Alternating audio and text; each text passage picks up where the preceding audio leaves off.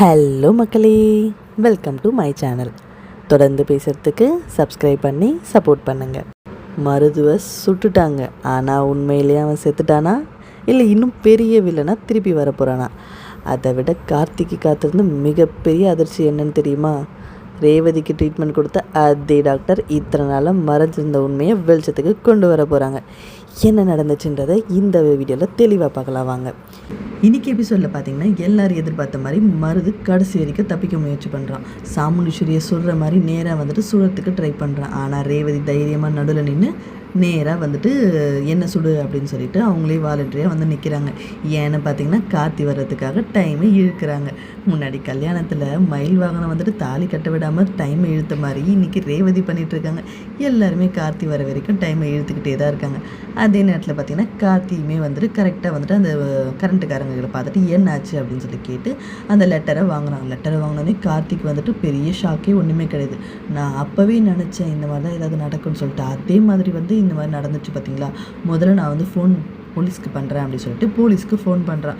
போலீஸ்க்கு ஃபோன் பண்ணிவிட்டு சார் இந்த மாதிரி வந்து மருது இந்த வீட்டுள்ள தான் இருக்கான், என் அத்தை வீட்டில் எல்லாரையுமே வந்துட்டு ஹவுஸ் அரெஸ்ட் பண்ணி வச்சுருக்கான், நீங்கள் கொஞ்சம் வேகமாக வாங்க சார் அப்படின்னு சொல்லிட்டு சொல்கிறான்.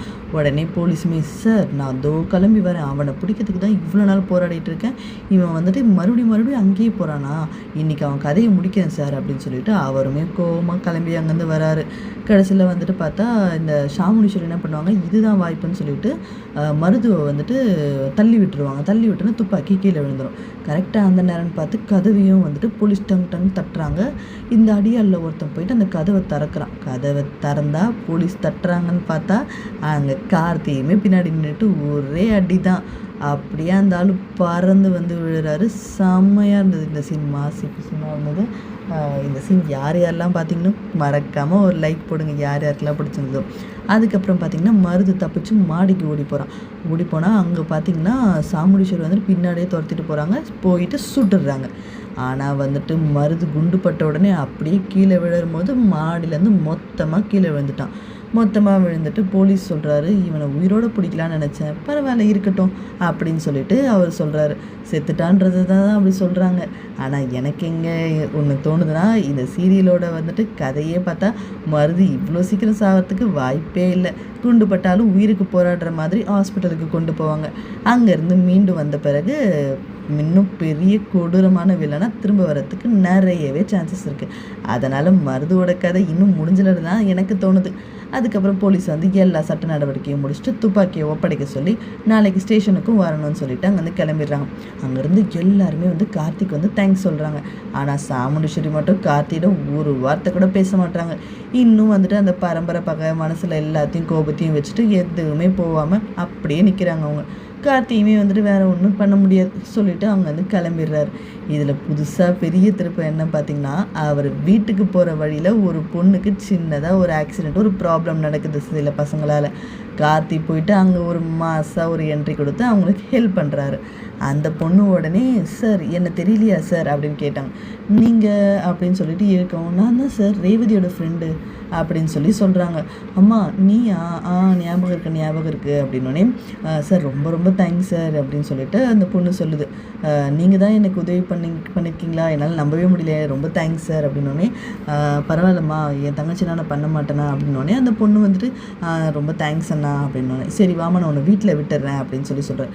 ஐயோ பரவாயில்லண்ணா நானே போயிடுறேன். இல்லைம்மா மறுபடியும் இதே மாதிரி பிரச்சனை வந்தால் என்ன பண்ணுவேன், அதனால் நானே வந்து வீட்டில் விட்டுறேன் வாமா அப்படின்னு சொல்லிட்டு சொல்கிறாரு. சரி வேறு யாரும் இருந்தால் இந்த இடத்துல இவ்வளோ ஹெல்ப் பண்ணுவாங்கன்னு தெரியல, நீங்களாக இருக்க போய் இவ்வளோ பண்ணுறீங்க, ரொம்ப தேங்க்ஸ் அண்ணா அப்படின்னு மறுபடியும் சொல்லிட்டு அங்கே கார்த்தியும் அவங்களும் வந்துட்டு 2 பேரும் கிளம்பி வீட்டுக்கு போகிறாங்க. ஆனால் அந்த வீட்டுக்குள்ளே போன உடனே தான் கதையில் மிகப்பெரிய ட்விஸ்ட்டு. அங்கே இருக்கிறது வேறு யாரும் இல்லை, ரேவதிக்கு ட்ரீட்மெண்ட் கொடுத்து உயிரை காப்பாற்றின அந்த டாக்டர் தான். டாக்டரும் கார்த்தியை பார்த்ததும் செம்மையாக ஷாக் ஆகிறாங்க. தம்பி நீயா? கார்த்தியும் டாக்டர் நீங்களா அப்படின்னு ஷாக் ஆகுறாங்க. 2 பேருமே வந்துட்டு ஒருத்தரை பார்த்துட்டு என்ன பேசுறதுனே தெரியாமல் அப்படியே நிற்கிறாங்க. ஆனால் இங்கே எனக்கு என்ன தோணுதுன்னா, கார்த்தி அங்கேருந்து கிளம்புனதும் அந்த பொண்ணு அவங்க அம்மா கிட்ட அவர் ஏன் அப்படி ஷாக் ஆனார் அப்படின்னு சொல்லிட்டு கேட்பாங்கன்னு தோணுது. அவங்களோட மனைவியை பற்றி பேசும்போது கூட அவர் அமைதியாகவே இருந்தார். ஏம்மா அப்படின்னு சொல்லி கேட்பாங்க. டாக்டர் வந்துட்டு எதுவுமே சொல்ல மாட்டாங்க. ஏன்னா அந்த உண்மை வெளியில் வந்தால் ரேவதியோட வாழ்க்கை தலைகீழாக மாறிடும் அப்படின்னு எல்லாரும் நினைப்பாங்க. கிடையவே கிடையாது. ரேவதி வாழ்க்கை சிறப்பாக மாறிடும், சந்திராவோட வாழ்க்கை மொத்தமாக தலைகீழாக மாறிடும். அதுதான் விஷயம். ஆனால் வந்துட்டு அதுக்கப்புறம் டாக்டர் வந்து கொஞ்சம் மனசாட்சியோடு பேச ஆரம்பிப்பாங்க. இவ்வளோ நாளாக இந்த உண்மையை மறைச்சது என்னோட தப்பு தான் அப்படின்னு சொல்லிட்டு வருத்தப்பட்டு பேசுவாங்க. உடனே வந்துட்டு அந்த பொண்ணு கேட்கும், மா அப்படி என்னம்மா உண்மையை மறைச்சிங்க, நீங்கள் இவ்வளோ ஃபீல் பண்ணி பேசி நான் பார்த்ததே இல்லையே அப்படின்னு கேட்டோம். வேண்டாம்ப்பா விட்டுடலாம் அப்படின்னோடனே, இல்லை நீங்கள் சொல்லி தான் ஆகணும் அப்படின்னு சொல்லிட்டு கேட்பாங்க. உடனே வந்துட்டு அவங்க சொல்லுவாங்க, எல்லாத்துக்கும் காரணம் வந்துட்டு அந்த சந்திரா தான். இந்த மாதிரி வந்து ரேவதிக்கு ஆக்சிடென்ட் ஆன உடனே அவங்களுக்கு எல்லாமே மறந்து போயிடுச்சு. ஆனால் இப்போ எந்தையாவது உண்மையை சொன்னோம் அப்படின்னா அவங்களுக்கு வந்துட்டு உயிருக்கே ஆபத்தாயிடும் அப்படின்னு சொல்லி என்னை பொய் சொல்லிட்டாங்க. அதனால இப்போ புருஷனும் பொண்டாட்டியும் பிரிஞ்சிருக்காங்க அப்படின்னு சொல்லிட்டு அவங்க எல்லாத்தையுமே சொல்லுவாங்க. இது வந்துட்டு இது வந்துட்டு சந்திரா வந்துட்டு அந்த நாளில் வந்துட்டு அவங்க வந்து பழைய ஞாபகத்தெல்லாம் நினைவுபடுத்தினா உயிருக்கே ஆபத்து, அதனால் எதுவுமே சொல்லக்கூடாது அப்படின்னு சொல்லி அவங்கள வந்து ரொம்ப மிரட்டி சொல்லுவாங்க. அப்போ வந்துட்டு அந்த டாக்டர் சொல்லுவாங்க, நான் ஏற்கனவே பெரிய ஒரு தப்பு பண்ணிட்டேன், இதுக்கப்புறமும் என்னால் இந்த உண்மையை மறைக்க முடியல, அதாம்மா உங்ககிட்ட சொல்லிட்டேன் அப்படின்னு சொல்கிறாங்க.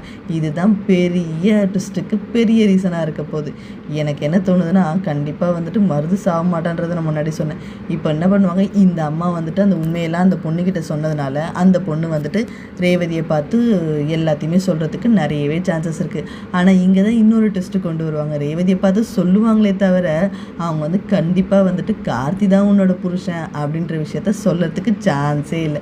ரேவதியும் என்ன பண்ணுவாங்க, சாமுண்டீஸ்வரியை போட்டு கீழின்னு கிழிப்பாங்க. எனக்கு கல்யாணம் உண்மையவே நீங்கள் மறைச்சிருக்கீங்க, அவங்க இன்னும் என்கிட்ட என்னென்னலாம் மறைச்சி வச்சுருக்கீங்க அப்படி சொல்லி லெஃப்ட் அண்ட் ரைட் வாங்குவாங்க போட்டு. சாமுண்டீஸ்வரி என்ன பதில் சொல்கிறதுனே தெரியாமல் அவங்க பேந்த முடிச்சுட்டு நிற்பாங்க. ரேவதி வந்துட்டு பயங்கரமாக கத்திரி கடைசியாக வந்துட்டு என் புருஷன் யார், எனக்கு யாரை கல்யாணம் பண்ணி வச்சிங்க அதையாவது சொல்லுங்கள் அப்படின்னு சொல்லும்போது சாமுண்டீஸ்வரிக்கு அங்கே தான் ஒரு பொறி தட்டுது. நல்ல வேலை அவளுக்கு வந்துட்டு கார்த்தி தான் புருஷன் அப்படின்ற விஷயம் மட்டும் தெரியல, கல்யாணம் ஆனது மட்டும் தான் தெரியுது. அதனால் இதை நம்மளுக்கு சாதகமாக மாற்றிக்கிட்டு நம்ம புருஷன் வந்துட்டு இல்லைம்மா அவர் இறந்துட்டாரு, அதனால தான் உங்ககிட்ட அந்த உண்மையை சொல்லலை அப்படின்னு சொல்லிட்டு ரேவதியை சமாதானப்படுத்திடுறாங்க. ஆனால் இவங்க 2 பேருக்குள்ள நடந்த விஷயம் வீட்டில் இருக்க யாருக்குமே தெரியல. அதனால் வந்துட்டு அவங்களாலையும் உண்மையை சொல்ல முடியல. மேபி எல்லாருக்கும் தெரிஞ்சு அந்த இடத்துல இந்த கேள்வியை கேட்டிருந்தாங்கன்னா அப்போவே வந்துட்டு ரோகிணியும் மயில் வாகனம் ஸ்வாதி எல்லாருமே சேர்ந்து கார்த்தி தான் உன்னோட புருஷன் அப்படின்றத எல்லாத்தையும் சொல்லியிருப்பாங்க. இந்த நாள் எப்போ வரும்ன்றதை நம்ம எல்லோரும் வெயிட் பண்ணி தான் பார்க்கணும். இந்த நாள் எப்போ வரும், இதுக்கப்புறமேட்டு கார்த்தியும் ரேவதியும் வந்துட்டு அந்த கல்யாண பொண்ணாக தான் கணவன் மனைவியை எப்போ வாழ ஆரம்பிப்பாங்க, இது எல்லாமே அப்கமிங் எபிசோடில் தான் வரும். பட் அதுக்கு முன்னாடி பார்த்திங்கன்னா ரேவதி வந்து தன்னோட காதலை கார்த்திகிட்ட எப்போ சொல்ல போகிறாங்க, கார்த்தியும் தன்னோட காதலை ரேவதிக்கிட்ட எப்போ சொல்ல போகிறாங்க, 2 பேருக்குள்ளே வர அந்த கெமிஸ்ட்ரியாக அந்த சீன்ஸ் எல்லாம் எப்போ நம்மளுக்கு டிவியில் காட்ட போகிறாங்க அப்படின்றதெல்லாம் நம்ம வெயிட் பண்ணி பார்க்கணும். உங்களை மாதிரியே நானும் ஆவலாக தான் இருக்கேன். என்ன மாதிரி நீங்களும் வந்தீங்கன்னா கமெண்டில் மறக்காமல் போடுங்க. என்னோடய வீடியோ உங்களுக்கு பிடிச்சிருந்ததுன்னா லைக் பண்ணுங்கள். தேங்க்ஸ் ஃபார் வாட்சிங். தொடர்ந்து பேசலாம்.